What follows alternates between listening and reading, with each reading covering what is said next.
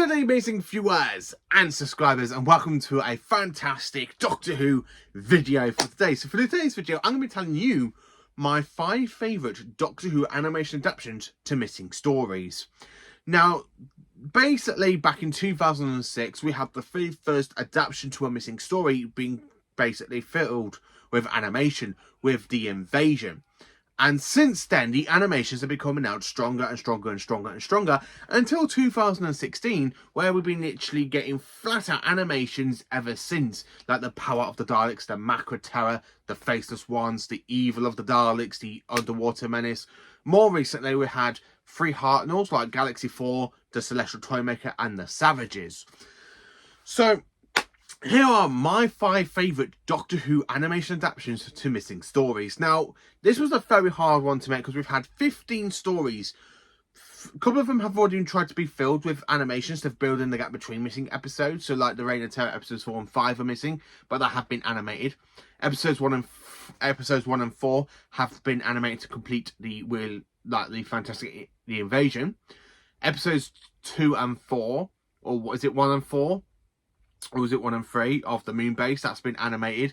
So here are my 5 favourite Doctor Who animation adaptations to missing stories. Now, I cannot wait for the next announcement. What is going to be the next one? I'm hoping either another Patrick Troughton, because I just want another Troughton on the shelf. I really want a collection box set, but if I could have either a collection box set or an animation adaptation to a missing story, I will probably pick an animation adaptation. I don't care if it's the Highlanders, the Wheel in Space, or the Space Pirates. I would be happy for Patrick Troughton next on the shelf. Oh, I cannot wait. But more importantly for Hartnell, I want the Daleks Master Plan. Paul Who? Dalek Master Plan. Come on. So yeah, here are my 5 favourite Doctor Who animations adaptations to missing stories. So let's get into it. Number 5. In 5th place, I had to put The Invasion. I just love the Invasion animation. The animation has aged really, really well since 2006. Every time I've watched The Invasion, now I watched The Invasion about a month ago because I not long got it on the American release, which is all up here on the shelf. I just absolutely flat out love The Invasion. It is my favourite Cyberman story. It is my favourite story from the 60s. It is my favourite story from Patrick Troughton. And it's actually my favourite story from season 6. But the animation really helps the story to exist and bring in a new way to it, which I still appreciate, and I still love the actual fantastic of the animation today.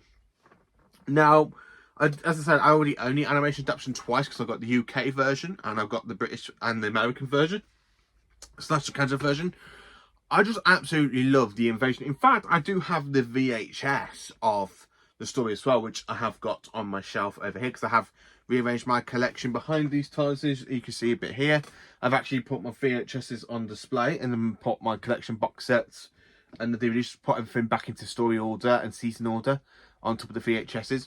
But I just absolutely love The Invasion. It is a fantastic 8-part story with the introduction to Unit. We have Nicholas Courtney back as Alistair Gordon Lethbridge Stewart, which I absolutely love this story. I just really love it because it is such a great story, and the fact that the animation has really helped to bring the story back into existence, I just absolutely love it for that. And it really shows you. Now, there's so much they could have done with the animation back then, but to actually see the missile nearly hit the TARDIS and the TARDIS materialising in the middle of a field, that's really great. And the animation really pulls it off as well, especially for part 4, when you kind of got the Doctor and Jamie and they come across the Cybermen in the actual train. I just absolutely love it. The animation for the Cybermen are so good. They honestly are so good. I just absolutely love it. I honestly do. So in 4th place, we have an animation adaptation to a full missing story. Only episode 2 survives, but they've actually animated episode 2 to give it the whole 7-parter. And the story that is in 4th place for me is The Evil of the Daleks.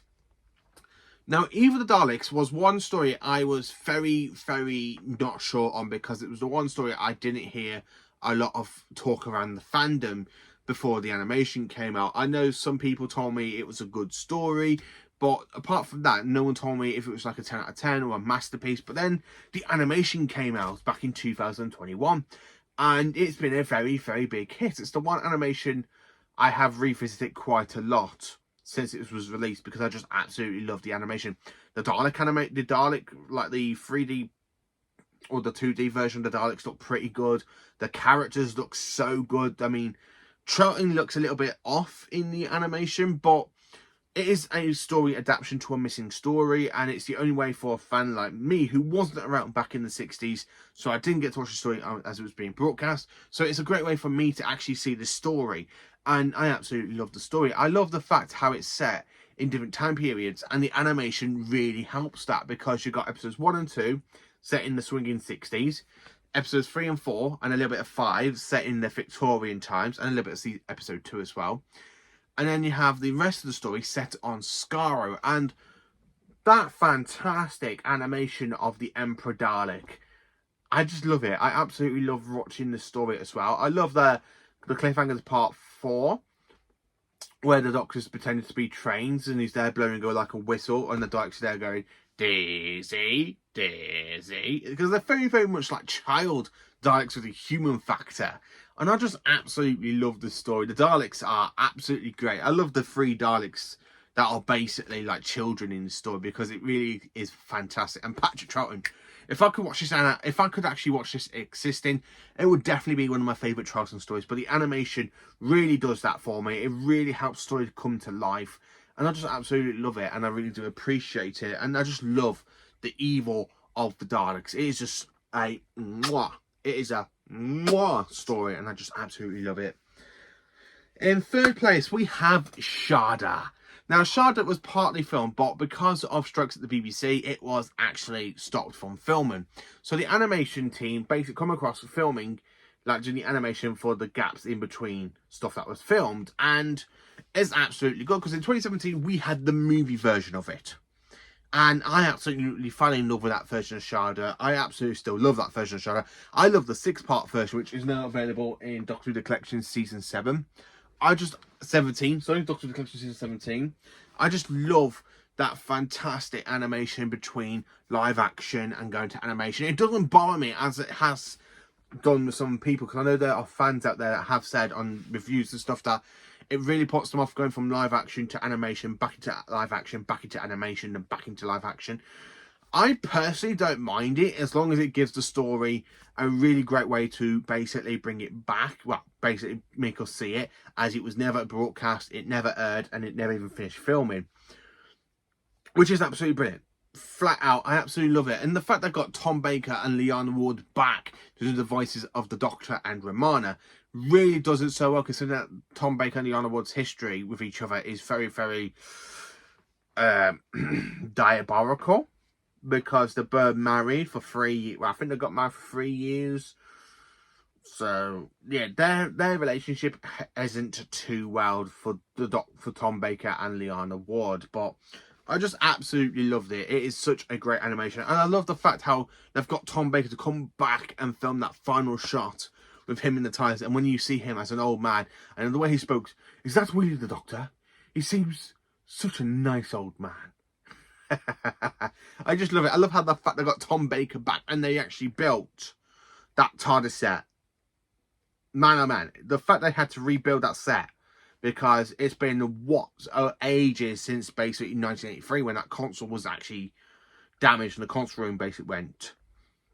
And the fact that they literally brought it back to film that fantastic scene with that original console and the round doors and the scanner, I absolutely love it. It is absolutely brilliant, and it is my favourite animation, part live action. I just absolutely love it. It is a great story. Absolutely is. In 2nd place, we have the very first time a story was fully animated adaptation.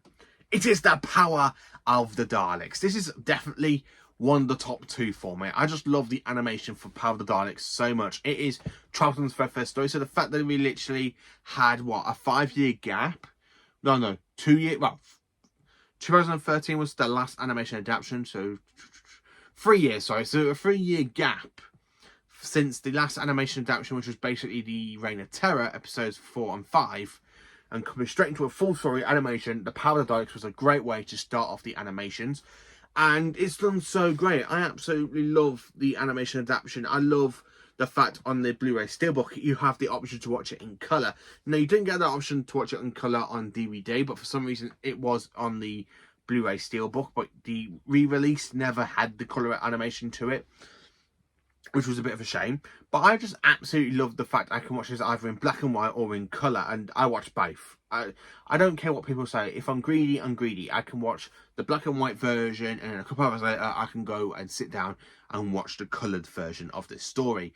I just absolutely love it, and I really think the animation really connects this story because it really brings it back into full existence, and I just absolutely love it. When you got the Daleks coming out the Dalek factory, I really love Letterton. I would love to see the original version of it when you kind of got the Daleks going through the machine and getting the pump and the gun placed in, and the Dalek creature, aka the Dalek mutant, put into the actual Dalek casing. I wish that was existing.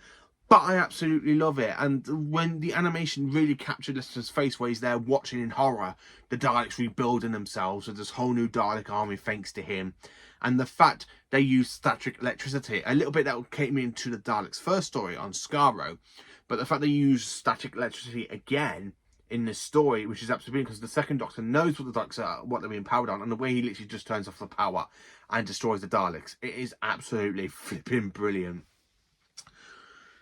And of course, it really is a great way to have another story for Ben and Polly, because Ben and Polly only at this point had 3 stories existing on DVD. Now, 2 of these were done through animation, because the only story that we have got for Ben and Polly that does exist is basically the War Machines. It is the only story for Ben and Polly. I'm sorry to say that, but it really is the only story for Ben and Polly. And then, of course, the 10th Planet came out with episode 4 animated, so that completed that story, which is like, yep. And then, of course, we had the Moon Base with Ben and Polly and Jamie. So the fact we had this story literally released in animation, it gives fans more Ben and Polly.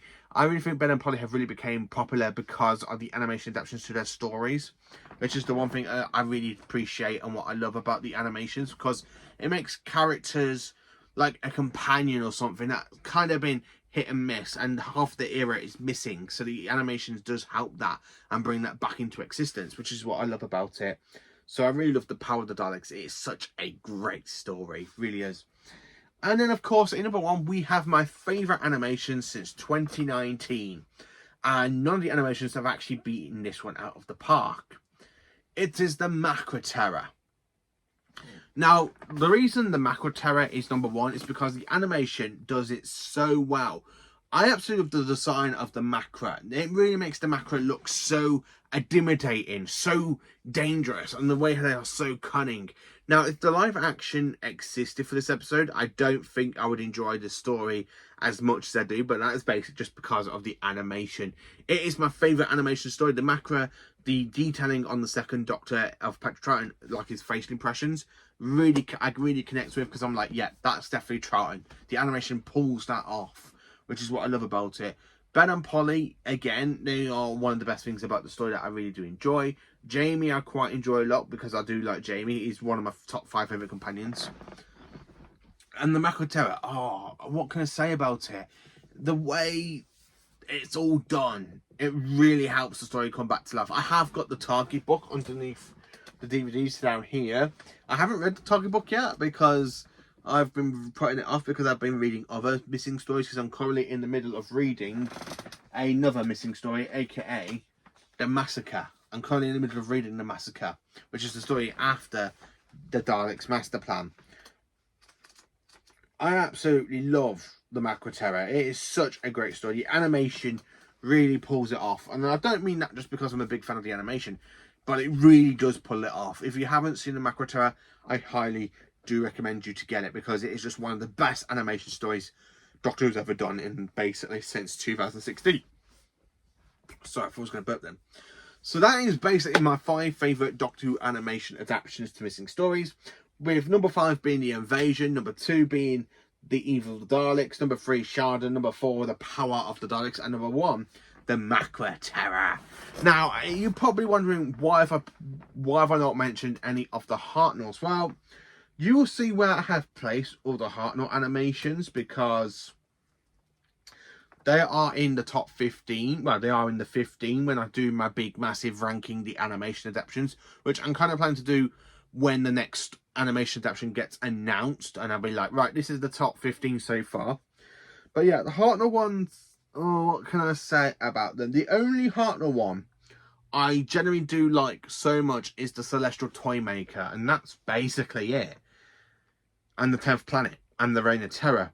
The other two Hartnell ones are very, very hit and miss. The animation style I don't really care for on Galaxy 4 because it doesn't look like Hartnell to me. When you watch the Doctor run, it doesn't remind me of Hartnell, because when I watch stories like, I don't know, like anything from season 1 or season 2, and I know how Hartnell runs because he's an old man and he's there with a walking stick half the time. So the fact the animation is there with him kind of running, and it's just like, that's not how the first Doctor run.